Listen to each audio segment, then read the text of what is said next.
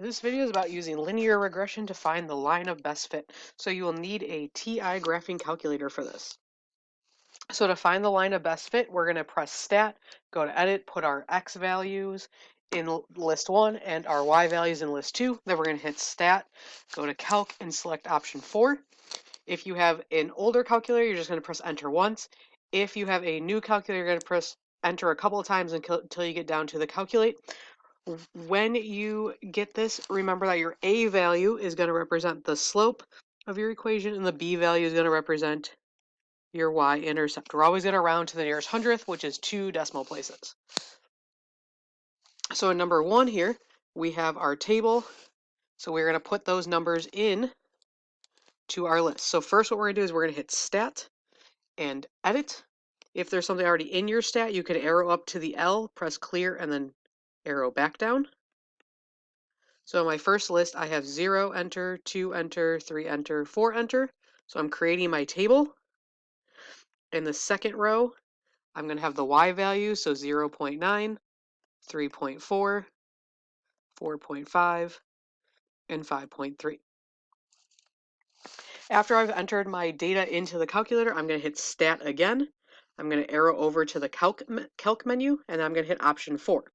Because I have a newer calculator here, I'm going to hit enter until I see this. So this is now representing my equation. We're going to round to the nearest hundredth. So my A value is going to be 1.12 and my B value is going to be 1.01. So remember, if we're writing the equation y equals mx plus b, the A value is the same thing as the m value. So we're going to put that in front of the x. The b value is the y-intercept. That's going to go by itself. So when we rewrite this equation, we would have y equals 1.12x plus 1.01. Now, if I were to graph this data, we would see that we do not have a constant slope from the data. So that means our data is going to create a scatter plot on the graph instead of a straight line. So the line of best fit is an approximation.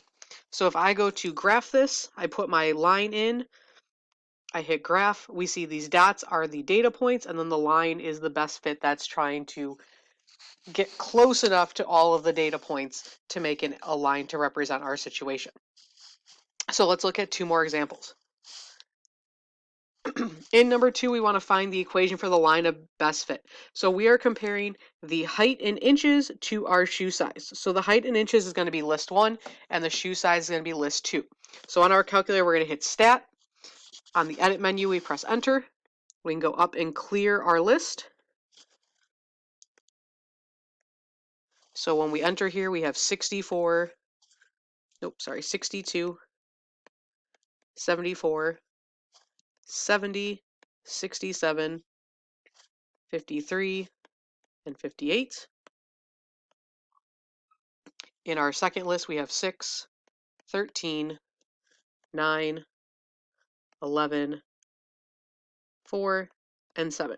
Make sure when you're typing your numbers in your list, they're in the same order as provided in the table. So now to get my equation, I'm going to go over to calc, option 4. I hit enter a few times until I get my A and B values. So my equation here, when I round, the A is going to be 0.39 and the B is going to be negative 16.56. So my equation would be y equals 0.39x minus 16.56. So in this case, our slope is represented by 0.39. So if we are comparing shoe size, so what this slope means that we are going to change 0.39 in shoe size per inch in height. Our y-intercept is 0, negative 16.5, which means that the starting shoe size is negative 16.56. Is this realistic? Well, we can't have negative shoe sizes, so no, because shoe sizes are positive.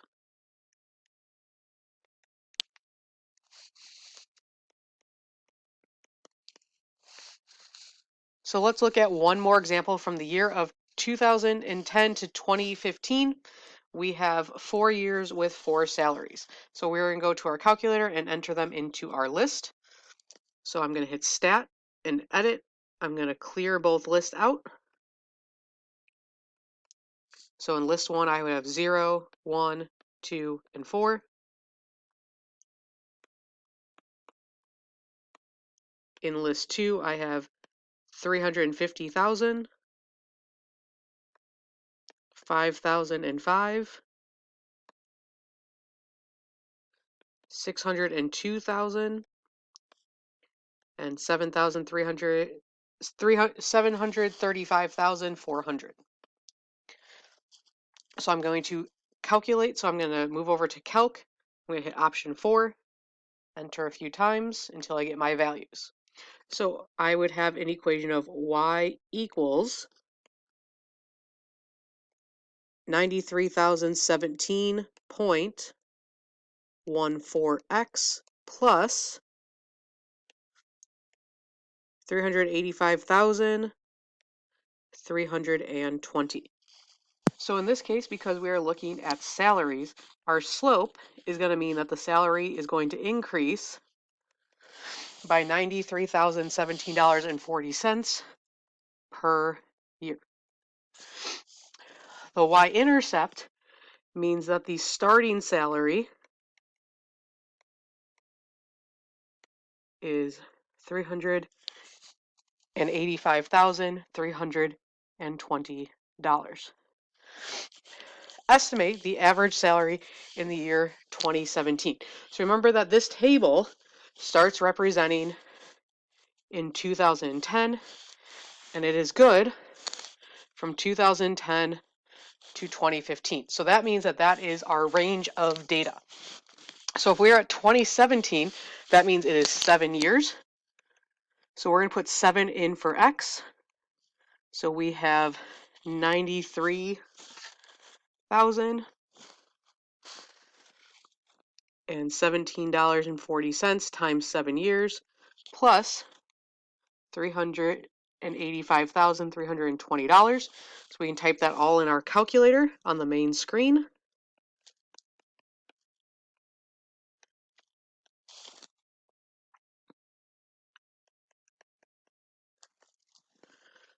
So we are going to end up with $1,036,439.98. Because of 7 years outside of the range of 2010 to 2015, this is an example of extrapolation. In our next one, we want to find the average salary in 2013. So that is 3 years. So y equals 93,017.14 times 3 plus 385,320. So again, we can put this in our calculator.